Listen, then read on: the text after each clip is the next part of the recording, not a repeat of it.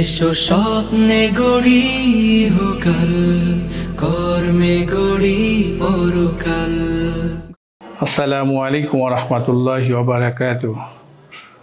আমি মোহাম্মদ নাইমুল হাসান, পেশায় একজন ইঞ্জিনিয়ার।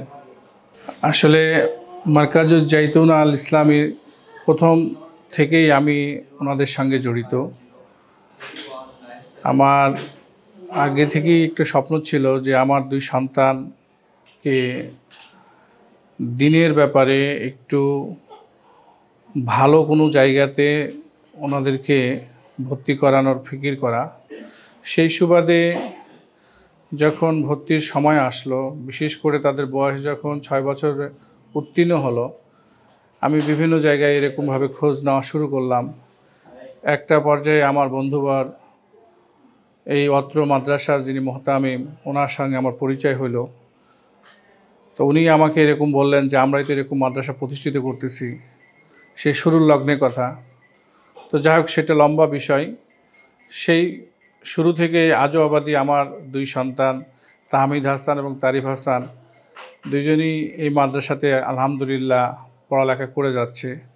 আসলে মার্কাজুজ জাইতুনা আল ইসলামী, একটা কথা বলতে হয়, আমি যতগুলো আশেপাশে মাদ্রাসা দেখছি, এখানে আইন শৃঙ্খলা এবং গার্জিয়ান এবং ছাত্রদের ব্যাপারে খুবই সতর্কতার সাথে সমস্ত জিনিসগুলোকে তুলে ধরা হয়। বিশেষ করে প্রতিটা মাসে আমার সন্তান কি কাজ করলো, কতটুকু পড়ালেখা করলো, সন্তানকে এই বিষয়গুলোকে তদারকি করা হয় এবং ওস্তাদেরা গার্জিয়ানকে ডেকে তার সন্তানের প্রতিটা মাসের পড়ালেখার অগ্রগতি জানানো হয়। এটা অন্য অন্য মাদ্রাসার চাইতে আমি দেখছি এই মাদ্রাসাতে এই জিনিসটা আমার কাছে খুব ভালো লাগে। আর বিশেষ করে মাদ্রাসার ব্যাপারে হলো যে জবাবদিহিতার ব্যাপার, যে একটা সন্তান কেন আসলো না বা তাকে খোঁজ খবর নেওয়া, যেটা অন্য কোনো মাদ্রাসাতে খুব একটা দেখা যায় না, কিন্তু আমি মার্কাজুজ জাইতুনাতে এই জিনিসটা পাইছি, যেটা আমার কাছে খুবই ভালো লাগছে।